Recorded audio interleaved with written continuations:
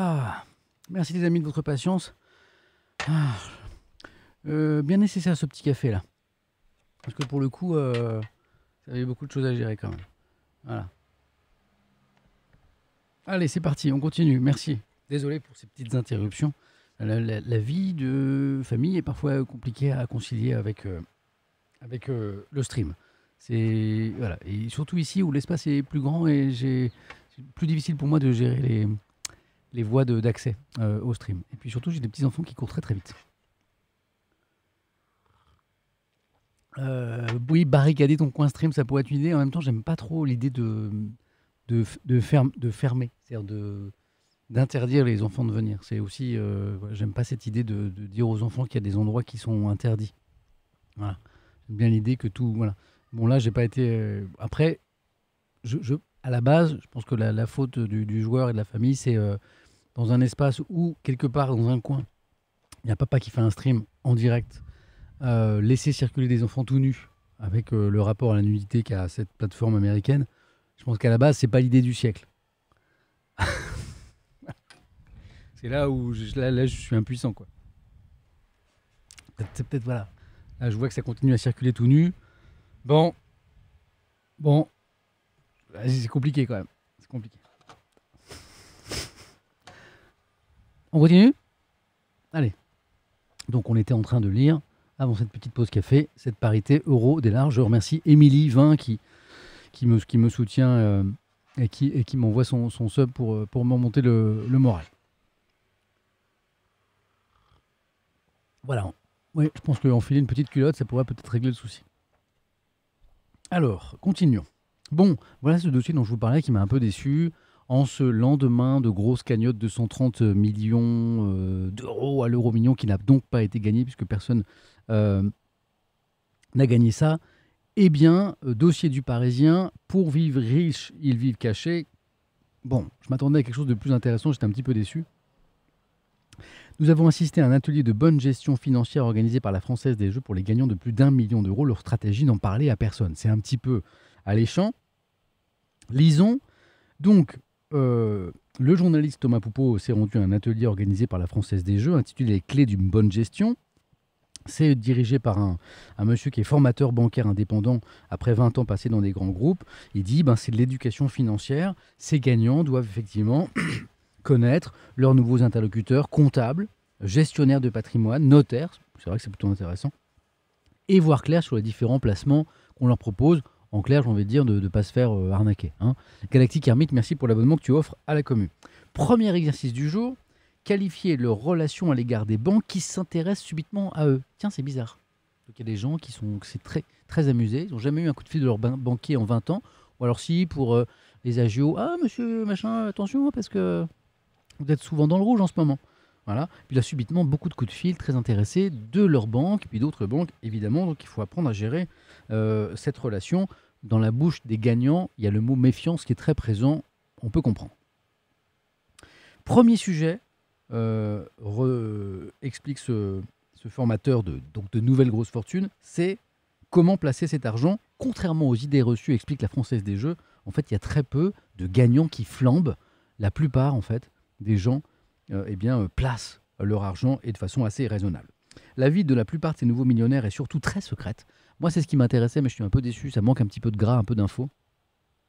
Comme celle d'Élise et Renaud, par exemple. C'est un couple qui a décroché 2 millions d'euros le mois dernier. Même leurs 4 enfants ne sont pas au courant et ne le seront pas tant que ce sera possible, explique la maman. Résultat, pas de nouvelle voiture, pas de vacances clinquantes cet été. Voilà. Rien qui puisse trahir un nouveau train de vie. Si un jour un enfant le sait, eh bien tout le monde le saura, soupire la maman. Je pense que c'est pas faux. Qui a peur aussi qu'on stigmatise les enfants à l'école éventuellement, qu'on les embête. Peur du kidnapping aussi carrément. C'est également une question de valeur. On ne veut pas qu'ils jouent aux nouveaux riches, ajoute Renaud. Le papa, je trouve ça assez intéressant. Et c'est tout. Je suis déçu. Je vous remonte la une du Parisien quand même.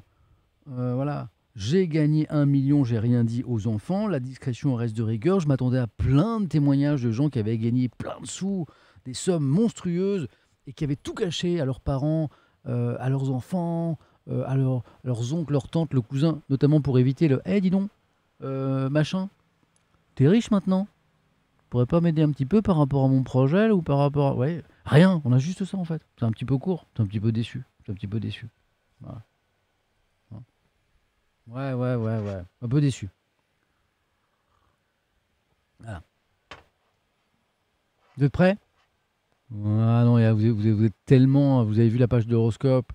Ça y est, du coup, c'est parti dans le chat. Ça y est, chacun y va de son petit signe là. Ah non, non, non. Non, non, non. Vous êtes trop nombreux, donc je vais vous poser une question sur l'actualité. Le premier qui répond à la question, on va changer un petit peu les règles du jeu. Il gagne le droit de se faire lire son signe astrologique. Qu'est-ce que je vais vous demander? Ok, donnez-moi. Attention, vous êtes prêts? Question sur l'actu. Le score exact de la victoire des Françaises des Bleus dans l'Euro de football contre l'Italie, premier match. Le score 5-1. Ok, bravo. Ah oui, alors sauf qu'en fait j'ai oublié de vous demander. Oui, il faut mettre le signe astrologique aussi en même temps. Bon, alors, du coup, on va attendre que. euh, alors, où es-tu?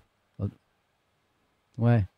Alors, bon, ça va être bélier parce que, pardon, j'ai. Pardon à notamment à Asian do Brasil et Andy Stream et Gwenegan et Maginico qui m'ont donné le bon score 5-1, mais en fait, il me fallait aussi le signe astrologique. Et j'applaudis Alms avec un Z à la fin. Et juste derrière Uroy qui m'ont donné le score et leur signe astrologique. Parce que si j'ai pas le signe astrologique, ça sert à rien. Donc du coup, c'est Bélier. Le pseudo, c'est ALHMTZ. Comment ça se prononce, je sais pas. Je dirais Alms. Voilà. Donc c'est Bélier aujourd'hui. En tout cas, bravo à tous ceux qui m'ont donné le score, le très beau score des Françaises. On attend le prochain match. C'est jeudi, je crois, jeudi soir, face à la Belgique, je crois. Voilà, 5-1 contre l'Italie, c'était ça. Donc, lisons l'horoscope des béliers ce matin. C'est le signe de ma femme, ça m'intéresse. Cœur, votre vie de couple sera dans l'ensemble protégée. Ouf, tout va bien. Réussite, ne vous laissez pas tenter par des achats au-dessus de vos moyens. Donc, manifestement, les béliers, vous n'avez pas gagné à l'euro-million. Forme, évitez de grignoter. Bon, ça, c'est bien, c'est le genre de conseil qu'on peut donner à tous les signes tous les jours. Merci, le Parisien. Arastieux, merci pour ce 11e mois d'abonnement. Et le... Oh, et le gentil message. Vous êtes vraiment adorable. Quand je lis le chat, je me dis que l'humanité n'est pas perdue en fait. Ah, merci. Allez, on lit taureau parce que c'est mon signe. Cœur, vous plongerez dans les délices et les tourments de la passion. C'est pas mal ça. Cœur, vous plongerez dans les délices. Les tourments de la passion, c'est bon ça. Réussite, un projet financier retardé depuis des semaines peut trouver une solution satisfaisante. Je sens que je vais retenter ma chance à l'euro-million, moi. Forme, bonne vitalité. Bon, ça va, ça roule. On enchaîne avec cette très belle une de Libération qui a provoqué le courroux lire de quelqu'un dans le chat tout à l'heure. Dérèglement climatique, on continue comme ça, s'interroge Libération, de plus en plus fréquent, de plus en plus intense, des épisodes de très forte chaleur, comme celui qui s'installe en France en ce moment, nouvelle canicule après celle du mois de juin, impose un changement de cap urgent. Édito, excellent édito de Paul Quignot ce matin dans Libération, intitulé Colère froide. Une canicule.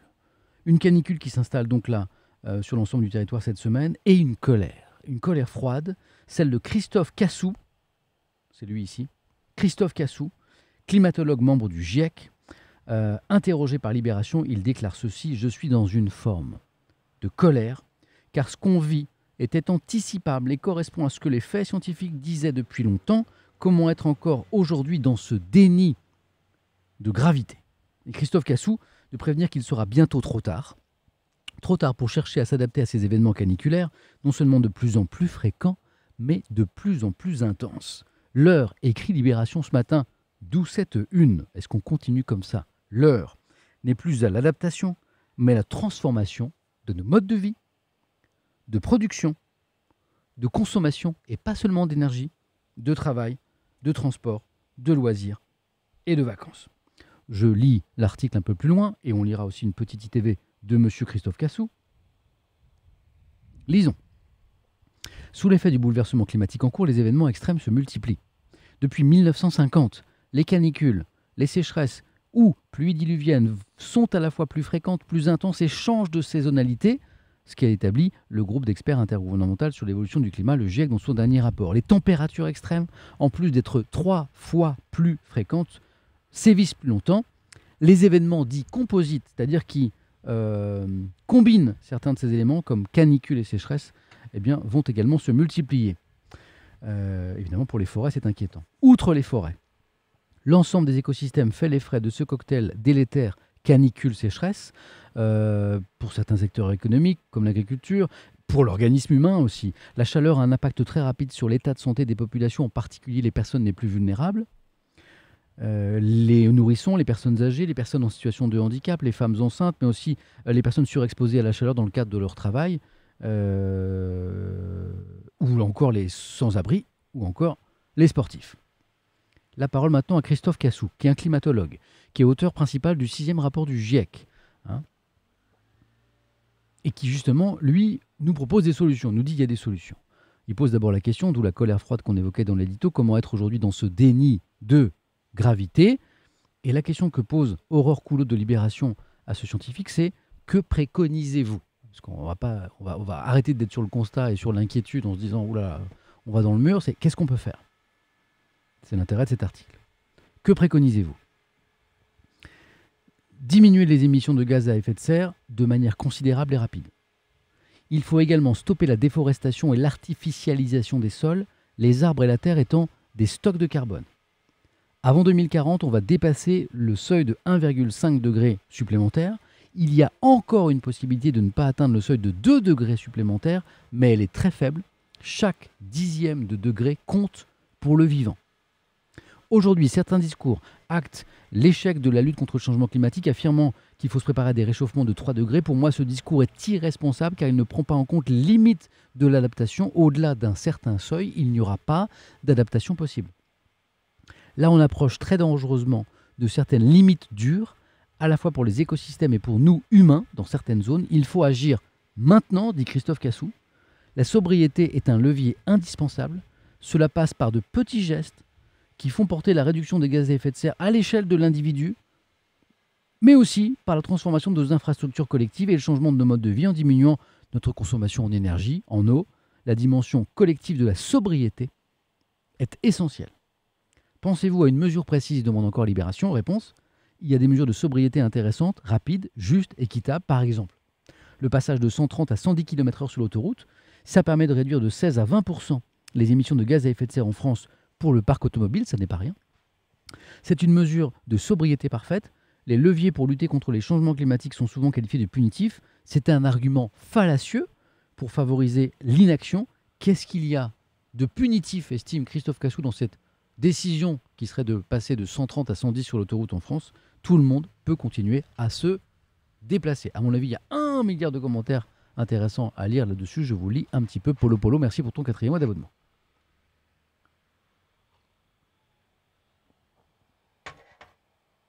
Allez, je vous lis.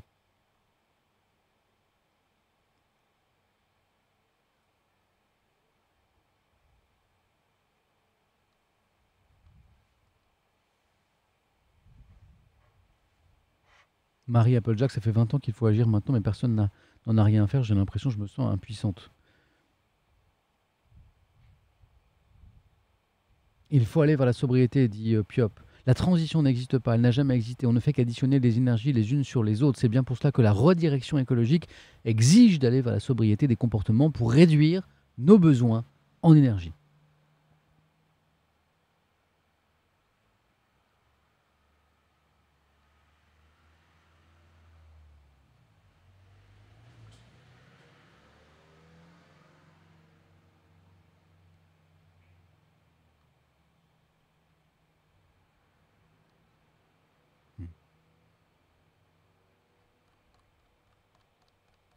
Un ou deux messages et on enchaîne avec un petit édito de l'opinion très accusateur contre le comportement des députés et les filles à l'Assemblée. Vous me direz ce que vous en pensez.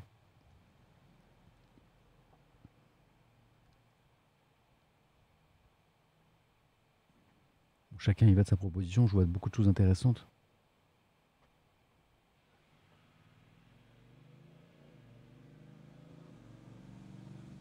La sobriété, c'est pas d'actualité. Dit de manière un peu pessimiste Frank Sinatra, les gens pour l'instant veulent vivre leur rêve, marcher sur les autres, le vivant y compris.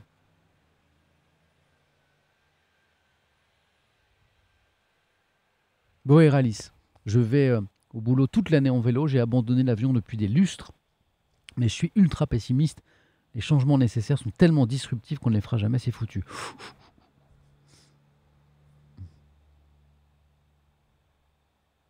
Pour être à la hauteur des enjeux à venir, il faut changer de modèle, dit Chazora, à savoir celui des capitalistes, sobriété, peuple qui reprend le pouvoir.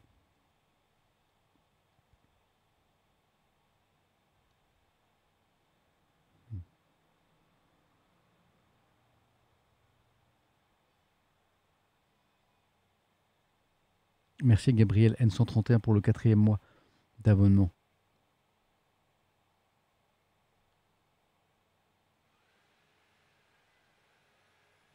Koraki, je fais plein de petits efforts au quotidien, mais lorsque j'en parle à mes proches, ils me prennent pour une petite relou écolo. J'ai le sentiment d'être seul dans ma démarche. En tout cas, ici, tu n'es pas seul, hein, quand on voit le chat.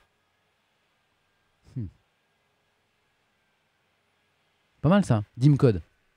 Il faut identifier le maillon le plus polluant de la chaîne et mettre de la pression dessus. Une fois ce maillon corrigé / supprimé, il faut recommencer. C'est comme ça qu'on optimise un process. Pas mal comme démarche.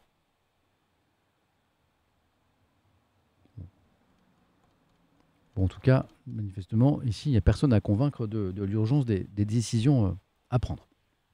Allez, continuons avec un édito bien à charge, voilà, qui va sûrement faire réagir certains d'entre vous, contre LFI, plus précisément contre le comportement des députés LFI à l'Assemblée. C'est dans l'opinion, c'est un journal très très libéral, notamment au plan économique, qui n'a pas beaucoup de sympathie pour le programme économique de la NUP et surtout de LFI. Tout ça n'est pas très surprenant, mais l'édito est intéressant. Vous allez me dire ce que vous en pensez. C'est au sujet notamment donc de ce début de mandature, de nouvelle assemblée, avec notamment les petites tensions à l'Assemblée, notamment les discours de certains députés. LFI, let's go. LFI, 2 points, un inquiétant travail de sape démocratique, carrément. De parfaits petits populistes, vous allez voir, c'est écrit, c'est chaud. Hein. Jean-Luc Mélenchon et sa clique possèdent tous les oripeaux. Discours anti-élite, culture autoritaire, rhétorique outrancière visant à disqualifier l'adversaire, appel au peuple dans un rejet de la démocratie représentative pour mieux exalter la démocratie directe depuis le début de la séquence électorale.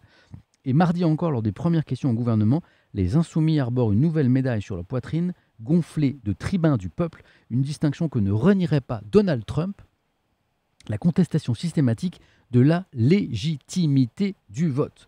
Ce qui à l'origine passait pour le toc juste grotesque d'un leader persuadé de sa victoire à chaque défaite, bon là on parle de Mélenchon si vous ne l'avez pas compris, est devenu un travail de sape méthodique, une opération de délégitimation trop huilée pour ne pas être orchestrée. Il s'agit de tromper, de discréditer, d'obstruer, de détruire. Ainsi, dans le but de créer sa propre réalité, le fondateur de LFI a claironné à l'issue du premier tour des législatives être en tête dans 500 circonscriptions, entre parenthèses pour l'opinion faux 380, ou martelé qu'il avait fait progresser la gauche par rapport aux dernières législatives, et l'opinion précise, entre parenthèses encore, faux également. Ainsi, Mathilde Panot, présidente du groupe de la NUP, s'est fait une spécialité des formules à l'emporte-pièce, vote piétiné, forfait moral, pouvoir par effraction, jusqu'à traiter la première ministre d'anomalie démocratique. Même décriée et boudée, la démocratie française est assez forte, estime le journal, pour supporter ses excès.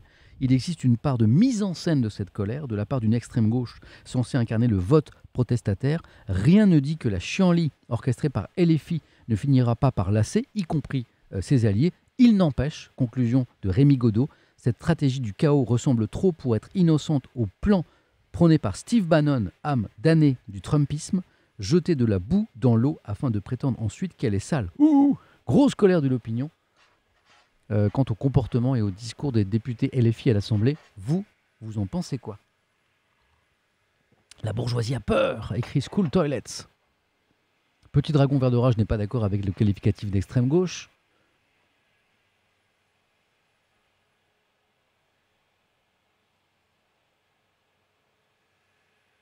On sent bien la connivence macroniste derrière l'article, dit Chazora.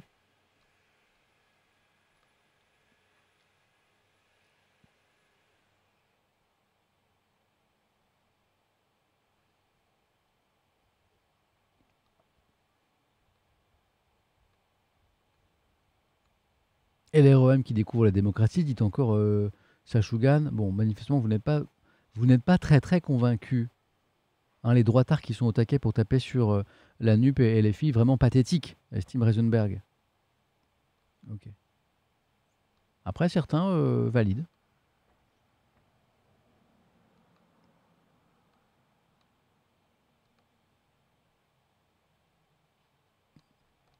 Bon là, si on essaie de décrypter ça, et pour aller un petit peu au-delà de l'édito qui est un petit peu au vitriol, de quoi s'agit-il? Bah, de stratégies différentes. Vous avez donc au sein de l'Assemblée une majorité qui n'est pas majoritaire, une majorité relative, et vous avez des oppositions fortes. Deux oppositions qui sont LR et RN, la droite et l'extrême droite, qui ont dit que eux voulaient être dans une opposition qui se veut constructive, en ne votant pas systématiquement contre, parfois pour quand les textes leur iront. Et puis une opposition de gauche rassemblée sous la bannière de la NUP qui dit la vraie opposition, la seule opposition, c'est nous. La preuve, la droite et l'extrême droite n'ont pas voté notre motion de censure contre le gouvernement. Et ça se traduit par une opposition qui, pour l'instant, est un peu systématique. Des éclats de voix à l'Assemblée. Bon, si j'essaie de traduire en termes un peu plus chill, l'édito de Rémi Godot, ce comportement serait excessif, serait presque antidémocratique par sa viralité, par son côté excessif. Ce qu'il faut en penser, après, ça c'est à vous de vous faire votre opinion. On continue parce qu'on a plein de choses à lire. On va s'aérer un petit peu, mais on va prendre un petit coup de chaud aussi. Puisque la canicule dont on parlait ici, qui s'installe sur la France, concerne également les coureurs du Tour de France. C'est la une de l'équipe ce matin. Montée en température. Pogacar, le favori, est toujours en jaune. Mais il ne compte plus que 5 coéquipiers parce que son équipe a été touchée par le Covid. Donc ça peut devenir compliqué alors qu'on arrive dans les Alpes, avec au menu d'aujourd'hui de sacré col, du Télégraphe, du Galibier, du Granon pour en arriver à 2413 mètres. Et c'est chaud, parce que Caradoc en parle dans le chat à l'instant, c'est chaud aussi parce qu'il y a eu cette manifestation sur l'étape d'hier, un vrai petit coup de chaud avec des militants justement écologistes qui ont interrompu la course, l'étape. La course a été interrompue hier par des personnes manifestant pour la sauvegarde du climat. Pause de 12 minutes, sans conséquence, et plutôt, et c'est ça qui m'a intéressé dans l'article, plutôt bien accueilli par le peloton, parce que les coureurs finalement sont restés assez tranquilles par rapport à ça. Pourquoi? Essayons de comprendre ce qui s'est passé. 36 km de l'arrivée, effectivement, 9 manifestants d'une ONG qui s'appelle Dernière Rénovation s'allongent sur l'asphalte, on met les fumigènes, etc. Et tout. Comme à Roland-Garros en mai, ils ont profité de la résonance médiatique du Tour pour exposer leur message « We have combien 989 days left ». Il nous reste 989 jours. Chiffre qui renvoie à quoi? À un compte à rebours lancé le 28 mars, qui correspondrait au temps restant à la société pour décider de son avenir, selon les membres de l'organisation, qui ne veulent pas demeurer spectateurs du désastre climatique en cours. On revient à la une de Libé qu'on a lue à l'instant. Alors, sportivement maintenant, qu'est-ce qui s'est passé? La direction de la course est entrée en action. Elle a choisi, j'ai trouvé ça assez bien joué de sa part, d'arrêter tout le monde, tous les coureurs. Il y en avait même un, d'ailleurs je pense que c'est lui qu'on voit ici, là. C'est Alberto Bettiol en fait, qui était en tête, qui a réussi à passer à travers les manifestants les fumigènes. Il est passé, et en fait la commission, la direction de course lui a demandé de revenir.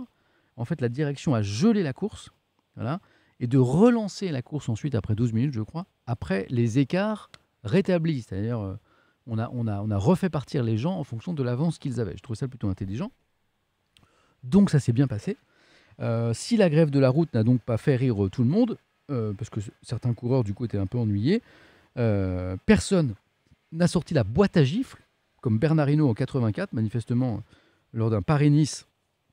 Monsieur Hinault, qui avait un sacré caractère, avait dû gifler peut-être des manifestants, je ne connais pas, j'ai pas la rêve de l'histoire.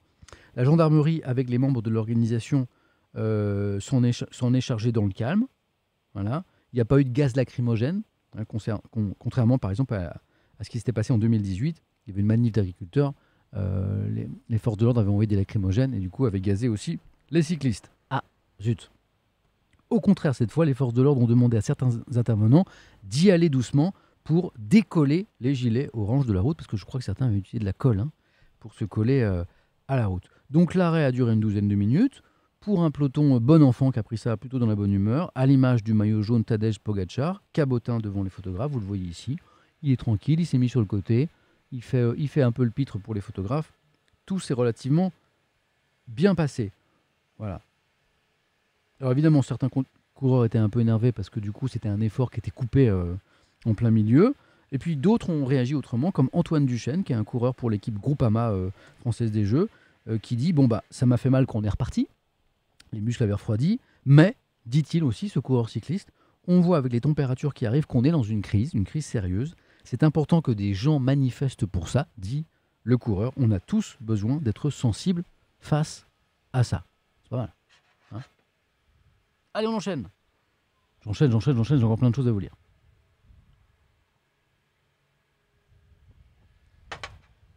Merci The Voyageur pour les bits. Merci.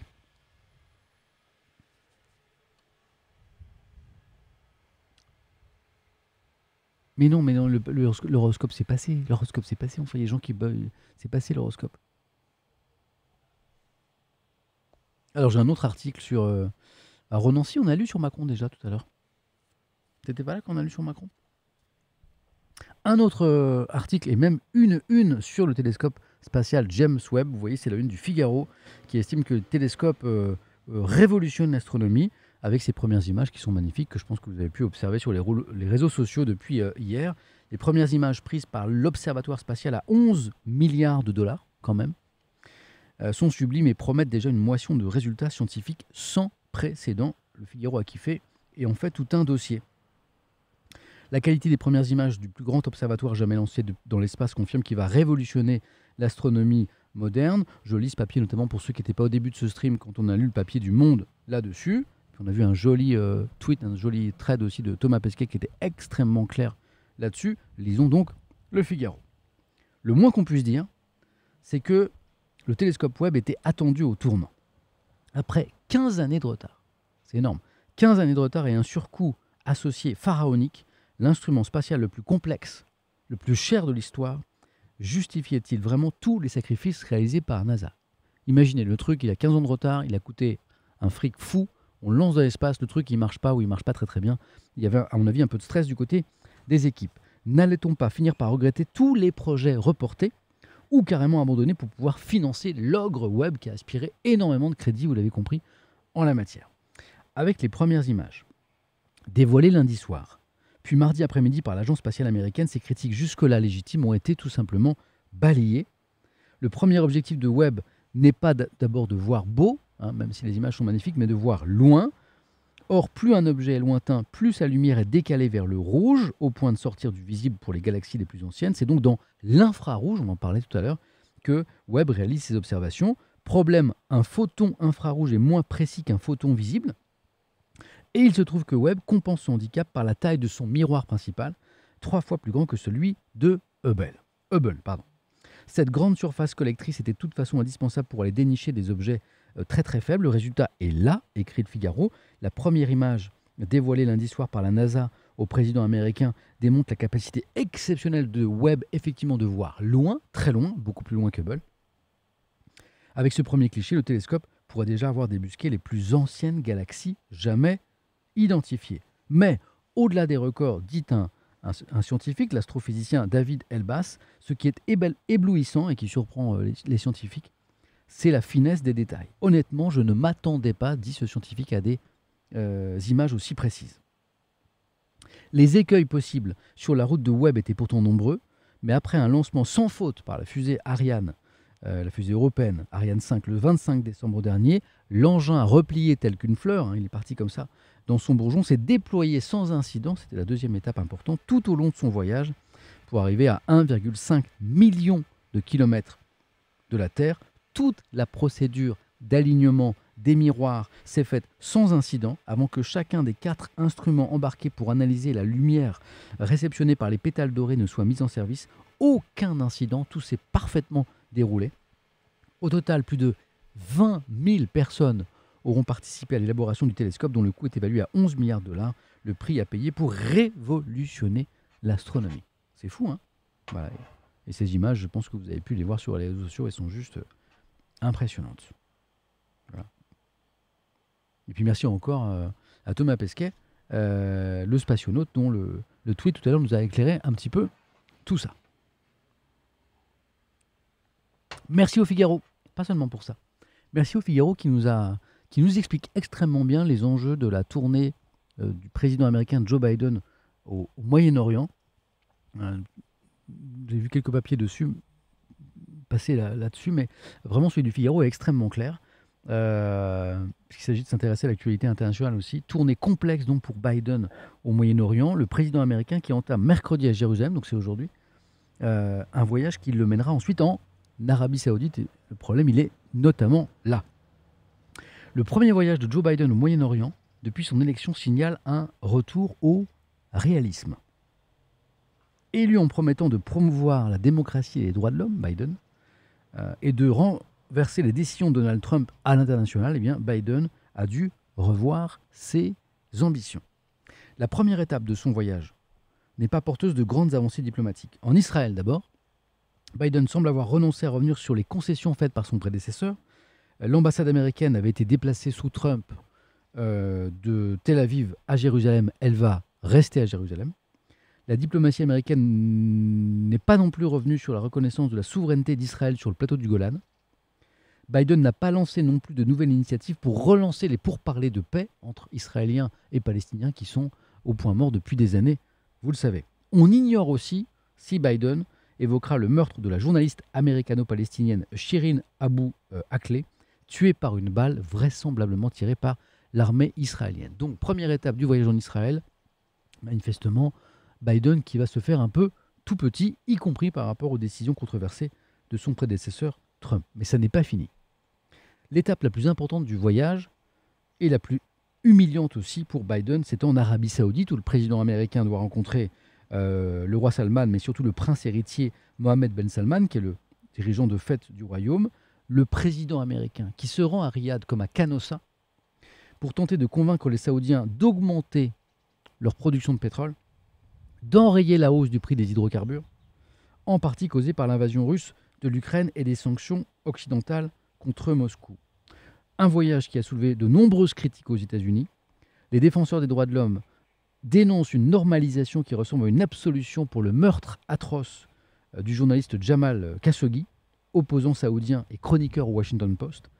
Biden a tenté de justifier dans une tribune ce déplacement, dans le même journal, Washington Post, en déclarant « Je sais que nombreux sont ceux qui ne sont pas d'accord avec mes décisions de me rendre en Arabie Saoudite. Mes opinions sur les droits de l'homme sont claires et anciennes.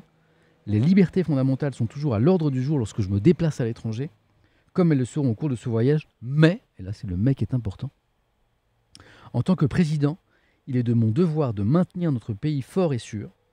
Nous devons contrer l'agression de la Russie, nous devons mettre dans la meilleure position possible pour rivaliser avec la Chine et œuvrer pour une grande stabilité dans une région du monde importante. Qu'est-ce que ça veut dire ?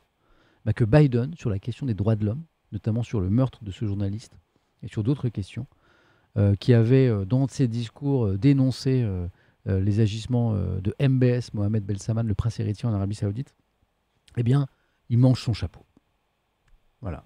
Et il va à Canossa, comme on dit, c'est-à-dire il va l'échine courbée, plaider, sinon prier, pour une augmentation de la production pétrolière de l'Arabie Saoudite, pour faire baisser les cours qui ont explosé, notamment avec la guerre en Ukraine, et en disant, bon, les droits de l'homme c'est important, mais l'économie américaine, ça l'est peut-être un peu plus. Je ne sais pas ce que vous en pensez.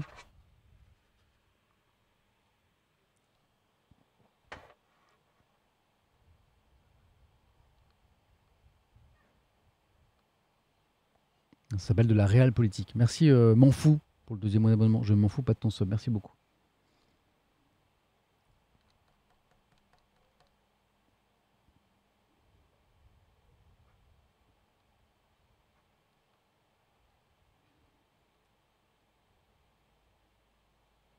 Oh, joli. Oh, c'est joli.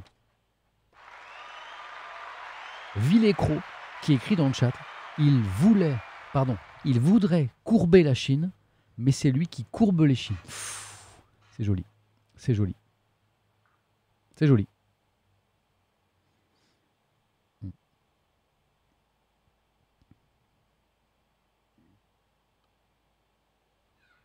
Si on... Ah, et quelqu'un qui revient à l'environnement, il y a Natou qui écrit, pas faux, si on était plus sobre, on n'aurait pas à compter sur le bon vouloir des dictateurs.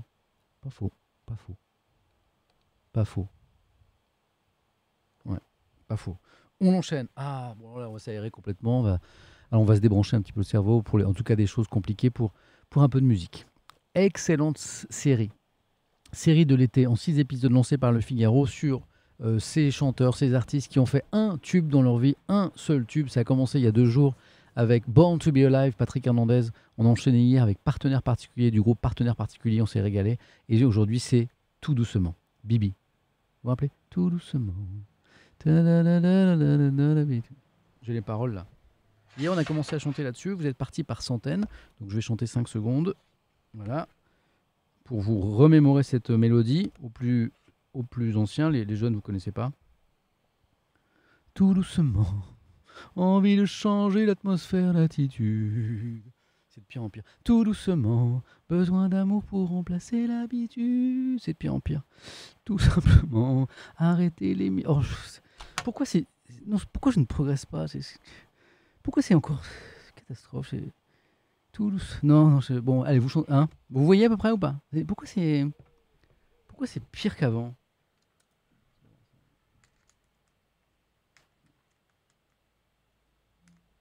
On peut pas se faire opérer de la voix. On peut pas se faire opérer littéralement. On peut pas se. Il y a pas des opérations. Pourquoi il y a pas des. Non, c'était pas Johnny, c'était Bibi. Pourquoi il y a pas des opérations? On peut pas juste faire. Il y a pas des chirurgiens qui font ça? C'est-à-dire qu'ils changent, on arrache les cordes vocales, on remplace par d'autres, on règle 2-3 trucs et tout. Oh la vache, oh c'est mignon, il y a Koraki qui dit je suis pire que toi Samuel. Ça c'est impossible. Et en tant que professeur de maternelle, c'est un fléau. Oh c'est trop mignon. Ah c'est trop mignon. Ah j'imagine Koraki qui est prof en maternelle et qui doit chanter avec les enfants et qui écrit je suis pire que toi Samuel et en tant que professeur de maternelle c'est un fléau. Ah c'est trop mignon, je compatis. Voilà. Ah. Oh, c'est mignon. Il y a Gustavi qui dit vous avez un problème de son aussi. Non, non, non, non, c'est que ma voix. On sent un petit manque de confiance en soi, courage.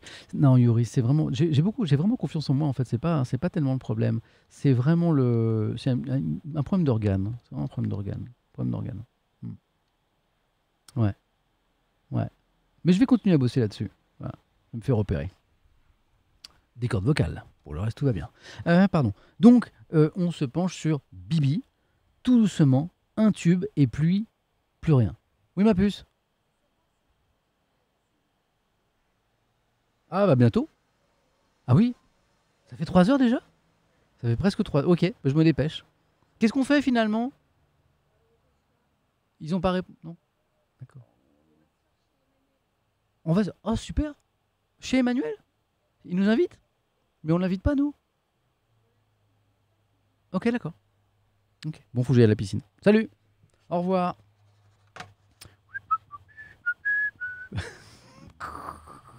Non, faut que je me dépêche. Donc, regardons ce qu'il nous reste à lire, puisque ça fait 3 heures qu'on a lancé le stream. Je pense on a été très très lent ce matin. Enfin, j'ai été très très lent. Donc, attendez, on a ça à lire. On a l'édito vachement intéressant sur le 14 juillet. Ça, je veux pas. L'humanité, on ira vite parce qu'en fait, c'est James Webb et on a déjà lu plein de choses. Et les échos. Oh putain, il y a plein de trucs. Bon. Alors, on va accélérer un petit peu. Enfin, je vais essayer de. Voilà, on va se donner encore 10 minutes, un quart d'heure, ok? Parce que là, non, c'est pas que j'ai faim, c'est qu'on m'attend à la piscine. Voilà. Pour que je saute avec les enfants. Ça les fait rire. En fait, ils me poussent dans la piscine à peu près 30 fois par matinée. Ça fait rire tout le monde. Bon, pardon pour le petit retard. Donc, Bibi tout doucement, ce qui est intéressant, c'est l'histoire derrière ce tube, bien sûr. Pourquoi il y a un tube? Pourquoi un seul tube? Bibi tout doucement, trop doucement. La chanteuse bien lancée en Afrique signe un tube en France, paradoxalement, qui va éteindre sa carrière. Alors d'abord, Bibi, elle se confie au Figaro et elle dit aux journalistes, en fait, je me suis jamais confiée comme ça parce que tout le monde connaît ma chanson, mon tube, mais en fait, je me suis jamais raconté et peut-être que j'aurais dû. Bon, elle a le sentiment d'être passée un petit peu à côté de sa carrière. Elle n'est pas amère, mais bon, elle regrette un petit peu. En même temps, tout n'a pas été de sa faute, vous verrez. En tout cas, l'histoire est vraiment intéressante. D'aussi loin que je me souvienne, j'ai toujours voulu être chanteuse. Elle est née au Ghana, dans une famille de diplomates. Elle a suivi son papa au gré des affectations. C'est beaucoup petite, elle a beaucoup voyagé, Allemagne, Grande-Bretagne, Liban, Sénégal. La musique très présente dans sa famille, des parents qui écoutaient beaucoup de musique, Beethoven, John Coltrane, Stevie Wonder, Elvis, cool. À l'âge de 14 ans, elle se retrouve candidate dans un concours de chansons organisé à la télévision, voilà, au Ghana, voilà, puisqu'elle est revenue au Ghana. Ça se passe très très bien. Elle dit: je suis toujours à l'aise quand je chante. Monter sur scène, mais parfois difficile. Je pense qu'elle est un peu timide. Mais quand je prends le micro, quelque chose se passe, quelque chose m'envahit. Elle n'a pas annoncé à ses parents qu'elle participe à ce concours, qu'elle est retransmis à la télé. Elle leur dit juste de regarder la télé à 20h. Ça se passe très bien. Je crois qu'elle gagne. Ses parents sont super fiers. Belle histoire. Donc elle devient chanteuse professionnelle. Dès 72, elle s'établit à Londres. Elle intègre un orchestre. Elle a un enfant. Elle rentre au Ghana. Elle chante tous les soirs dans des bars d'hôtel. Sa notoriété grandit au Ghana, en Afrique. Sa réputation fait d'elle une des chanteuses les plus appréciées de la région. Et puis il y a un coup d'état militaire au Ghana. Voilà, donc elle ne peut plus chanter. Elle va au Nigeria, à Lagos, situation politique tendue aussi. Elle se fait arrêter à la frontière. On lui demande de prouver sa qualité de chanteuse. Elle se met debout sur une table. Elle chante un morceau de Bob Marley. On la laisse passer. Bon. Il y a des histoires quand même personnelles, individuelles, qui sont parfois étonnantes. À Lagos, elle devient la coqueluche de la star de la scène locale, Fela Kuti. Voilà. Elle chante dans un club de la ville. Et puis, je crois que c'est quelqu'un qui la remarque à ce moment-là. Voilà, c'est là. Ah non. Après le Nigeria, elle va en Côte d'Ivoire. Voilà. Là, elle rencontre Alpha Blondy. Enfin, elle va croiser plein de stars comme ça de la chanson et de la musique africaine. Elle chante dans plein de clubs. Elle a beaucoup de succès. Et puis un soir, elle voit un habitué qui est là tous les soirs, qui rate aucune de ses prestations. Voilà. L'homme insiste pour la rencontrer, mais elle a pour règle de jamais parler aux clients du club. Je crois qu'elle est aussi très très timide. Sauf que Monsieur Guy Gluck travaille pour Warner Music France. Voilà. Au bout de 6 mois, elle accepte un rendez-vous. Il déjeune et puis, eh bien, il commence à parler de projets, là. Et Guy Gluck, c'est Guy Gluck, c'est ça? C'est Guy. Ouais, Guy Gluck. C'est pas Guy Luc, c'est Guy Gluck. Voilà. Et Guy Gluck arrive à la convaincre de venir en France pour tenter sa chance, voilà, sachant qu'entre-temps, ils sont tombés amoureux tous les deux. Réticente au départ, Bibi, la voici, arrive à Paris. On est en 1984. Elle passe plusieurs mois de vacances en compagnie du producteur. Un soir, il l'emmène chez son ami Jean-Paul Dréau, qui a écrit des textes pour Paul Narev, qui a écrit des choses pour Richard Cochiante. Il a une chanson qu'il n'arrive pas à placer, qui s'appelle Tout doucement. Bibi repart avec une maquette de la chanson pour apprendre à la chanter, sachant qu'elle maîtrise très très peu le français.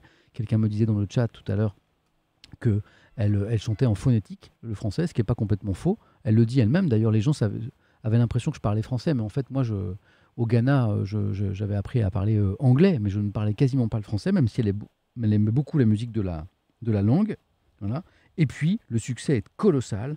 Voilà. 20 045 tours par jour, explosion, le tube, Bibi, Tout doucement, que je vous ai chanté merveilleusement tout à l'heure. Alors là, elle raconte que, effacée par nature, elle doit quand même aller sur tous les plateaux, chez Michel Drucker, je me souviens très bien, moi. Voilà. Tout le monde la croit francophone alors qu'elle ne parle pas très très bien le français. Elle investit l'argent du single, 1 million d'exemplaires vendus. 1 million d'exemplaires. Elle vend 1 million d'exemplaires, c'est énorme. Elle l'investit dans un manoir dans l'Aisne. Voilà.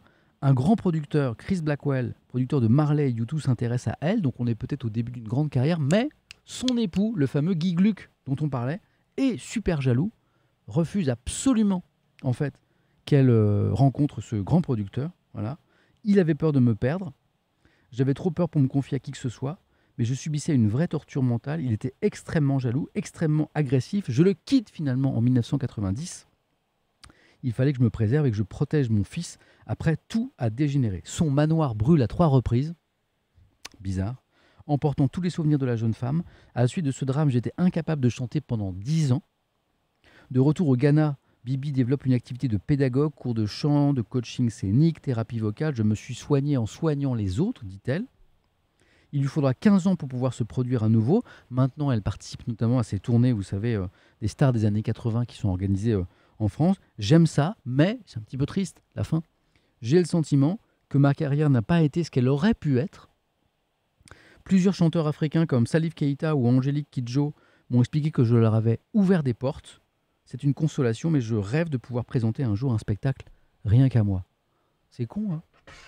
L'histoire est belle, c'est la petite fille qui découvre la musique, qui très tôt décide de chanter, qui qui passe un concours, qu'elle gagne et qui ait du succès en Afrique, dans des clubs, dans des trucs, on la repère, elle vient en France, elle fait un tube énorme.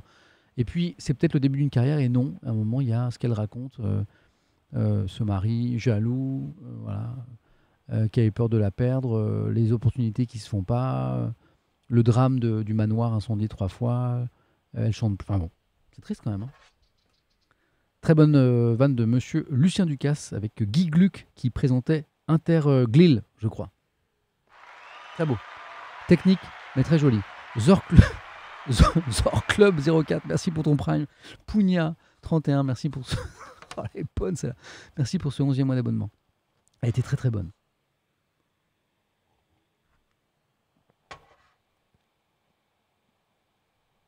Bibi. Oh. Moralité, la jalousie est toujours toxique, écrivent les en 3. Alors tu prêches un convaincu. S'il y a bien... Merci Stormpoolper. S'il y a bien un sentiment qui est naze, je dis ça aux plus jeunes, parce que moi je suis passé par là, j'ai connu ça. Et vraiment, c'est un des trucs les plus laids au monde. Et voilà. Je dis aux plus jeunes qui sont en train de créer leur relation à l'autre et à l'amour. Si vous pouvez éviter la jalousie, le sentiment, ça vous rend d'une laideur absolue, ça vous fait faire des trucs qui ne vous ressemblent pas et que vous regrettez toute votre vie. Voilà. Si vous vous retrouvez dans une situation qui vous fait ressentir de la jalousie, changez la situation, travaillez sur la situation ou changez d'histoire ou de partenaire. Mais la jalousie, franchement, c'est un truc dont rien ne peut sortir de positif. Voilà, petit message de vieux machin auprès des plus jeunes. Allez, on accélère un petit peu parce que je suis attendu dans la piscine. Alors, la Croix se penche sur le défilé du 14 juillet. La Croix a rencontré de jeunes militaires français pour parler d'engagement, de vocation, pourquoi ils sont portés par le désir de servir leur pays, c'est extrêmement intéressant. Pourquoi ils envisagent même de risquer leur vie, de participer à des conflits pour défendre la France ou les intérêts de la France. Voilà. Et puis, il y a un édito que j'ai trouvé vraiment intéressant dans la Croix, là, qui est à droite. Isabelle de Golmine signe cet édito, Le sens d'un défilé. À quoi ça sert le défilé du 14 juillet? C'est une bonne question que je me suis jamais vraiment posée. Ça sert à quoi? Ça sert à quoi les gros avions qui volent dans le ciel, les chars sur les Champs-Élysées, les gens avec les fusils? Ça sert à quoi? Ouais, je m'étais jamais posé la question. Il était temps? Eh bien, j'ai une réponse que je trouve intéressante. Le sens d'un défilé, la Croix. À quoi ça sert le 14 juillet?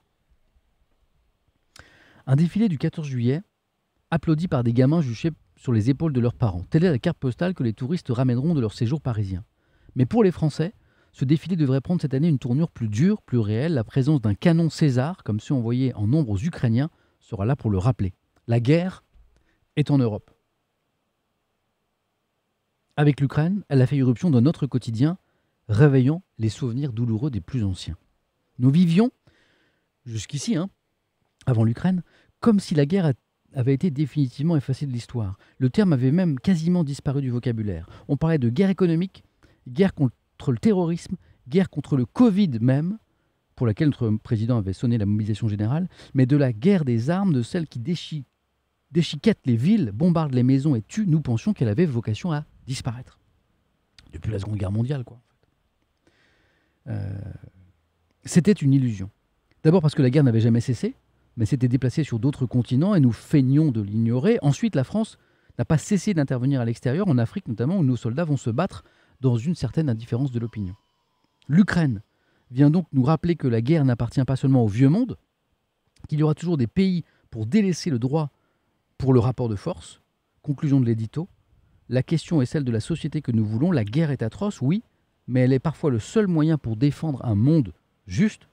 Rappeler à une nation tout entière qu'il n'est de paix sans envisager la guerre, c'est le sens de ce défilé du 14 juillet. Bon, c'est une opinion, c'est un regard, mais que je trouve assez intéressant sur la signification qu'on peut apporter à ce défilé. Les amis, mes obligations familiales m'appellent un petit peu. J'avais dit pas plus de 3 heures de stream à ma famille. On est à 3 heures et 8 minutes. Enfin, un peu plus de 3 heures parce que j'ai commencé un peu après 8h30 ce matin. Et puis j'ai été très bavard, notamment. Il y a un petit échange tout à l'heure sur Libération qui nous a fait perdre un petit peu de temps. Et puis l'irruption de Monsieur Solal tout nu.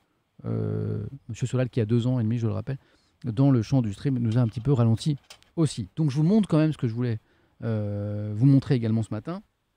L'humanité revient sur les images du télescope James Webb, mais ça on en a longuement parlé avec l'UMA et le Figaro, donc pas de souci, mais c'est à lire dans l'UMA qui consacre beaucoup de pages à ça, c'est intéressant. Les Échos se penchent, mais on aura l'occasion d'en reparler, puisque demain il y a l'interview traditionnelle du 14 juillet donnée par le président de la République sur Emmanuel Macron, qui cherche à donner la première impulsion de son quinquennat. Le président Macron qui est un petit peu dans la difficulté en ce début de deuxième quinquennat. Donc la question, et je peux vous la résumer en une phrase, c'est est-ce qu'il va réussir même à donner un début d'impulsion à ce nouveau quinquennat avec cette interview de demain? Qu'est-ce qu'il va annoncer? Qu'est-ce qu'il va dire? Est-ce qu'il va trouver les mots pour rassurer les Français, voilà, pour dire qu'il est là, toujours là, qu'il entend gouverner, dans quelle direction? Voilà. Donc l'article, c'est ça. Merci pour tous les petits mots gentils. Ça, c'est intéressant. Ça, je vous le mets de côté pour demain, d'accord? Ça, c'est dans les Échos, plongé chez les allergiques aux médias. Nous qui nous posons beaucoup de questions ici sur le traitement de l'information par les médias traditionnels. Est-ce que c'est bien, pas bien? Est-ce qu'on peut l'améliorer? Quels reproches on fait aux journalistes, aux médias? Comment s'informer? Qu'est-ce qu'une source de qualité, etc. S'intéresser à ceux qui ne veulent plus justement s'informer par les médias traditionnels, mais qui préfèrent aller sur Internet de temps en temps ou tout simplement écouter les proches, les amis, pour se faire une opinion. Qu'est-ce que ça vaut? Ça, je vous le mets de côté, on en parlera demain. Et puis, je voulais vous parler aussi de ce film Love and Thunder, la suite des aventures de Thor. Il y a beaucoup d'articles un peu critiques là-dessus. Peut-être qu'on aura l'occasion d'en reparler. Je vous remercie, je me suis régalé. Pardon pour cette petite fin un peu accélérée. Pardon aussi pour les petites péripéties d'avoir arrêté mon stream au bout de 2 heures quand Solal est venu nous montrer son zizi. Voilà, je suis désolé, c'est le problème d'un stream ouvert sur la vie et sur la famille et sur les enfants. Rappelez-vous la sympathique chronique Pokémon de Malo tout à l'heure. Parfois, il y a des petits accidents comme ça et voilà, je suis vraiment désolé de vous avoir embêté avec ça. Je vais faire passer des consignes pour qu'on mette des culottes, qu'on mette des slips et qu'on arrête de se promener zigounette à l'air dans un espace de stream. Ça n'est pas possible. Ça va finir par nous provoquer un petit ban, ça. Voilà. Donc, merci encore. Merci à vous. Je me suis régalé dans nos échanges sur l'actu. On poursuit demain matin parce que je suis là tout l'été, mesdames et messieurs. Voilà. Tout le mois de juillet, tout le mois d'août. Et puis, on va faire un raid maintenant. Voilà. Allez, je prends mon ordinateur de raid. J'ai un ordinateur de raid. Et merci à tous ceux qui ont sub, qui sont abonnés, qui ont follow, qui soutiennent cette chaîne. Merci de votre soutien et de vos gentils messages comme ceux que je vois là. Vous êtes vraiment super cool avec moi. Vous êtes super compréhensifs. Allez, vous me proposez comme d'habitude maintenant des noms de streamers ou de streameuses qui sont en live, en direct actuellement. Oula, je fais du bruit. Mais qui n'ont pas forcément beaucoup de viewers, qui n'ont pas des grosses communautés encore, et on va leur donner un petit coup de pouce. J'arrive, je fais le raid. Ok, on fait ça? Donc, je vous mets une petite scène de pause. Ça dure... Attends, je débranche ça. Hop. Ça dure 2 minutes. Je range l'iPad. Vous me faites des propositions. Je lis. Je regarde où je vous envoie, parce que je ne vous envoie pas n'importe où. 2 minutes, une petite musique. Tiens, je vous remets celle qu'on écoutait tout à l'heure qui avait l'air pas mal. Et dans 2 minutes, on raid ensemble. Restez avec nous. C'est toujours humainement des moments assez sympas. A tout de suite, bande de beaux gosses.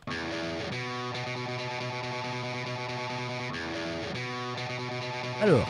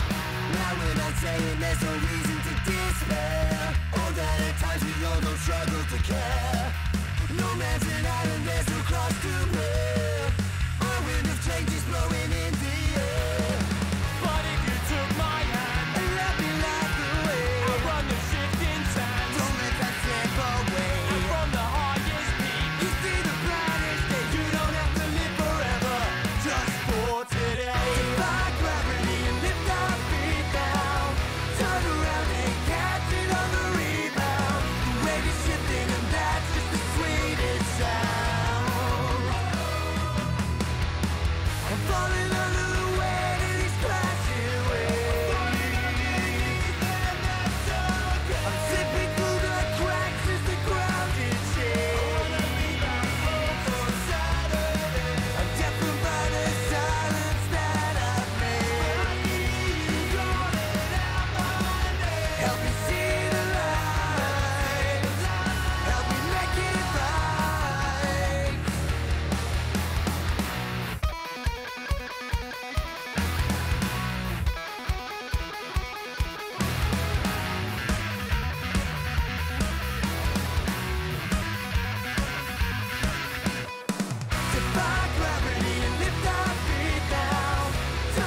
Ok.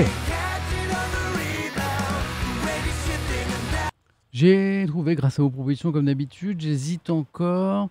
Je regarde. Ouais, on va faire. Bah si j'ai trouvé. Ok. Alors j'ai une pensée toute particulière. Voilà. J'ai une pensée toute particulière à ceux qui vont passer bientôt leur permis. Voilà. Avant de lancer ce raid, voilà, qui est en train de se charger. Voilà. Parce qu'on va raid une chaîne que je connais, dont j'ai entendu parler. Qui propose, je crois, de réviser son code. Alors, c'est très bien pour ceux qui préparent leur permis. C'est très bien aussi pour ceux qui l'ont déjà et qui, sans doute, ont tout oublié. Voilà, parce qu'on oublie très très vite. Donc, ça s'appelle Code Rousseau. J'adore. Et je connais cette chaîne parce qu'elle m'a déjà arrêté dans le passé. Saluez la streameuse qui est en live actuellement. Ils sont 89 viewers et vous arrivez à plein. Soyez cool, curieux, comme d'habitude. Ça part dans quelques secondes. Je vous souhaite une belle journée. Soyez heureux. Rendez les autres heureux autour de vous. Et à demain matin pour d'autres aventures autour de l'actu avec moins de zizi d'enfants aussi. À demain, bonne journée. C'est parti pour le raid.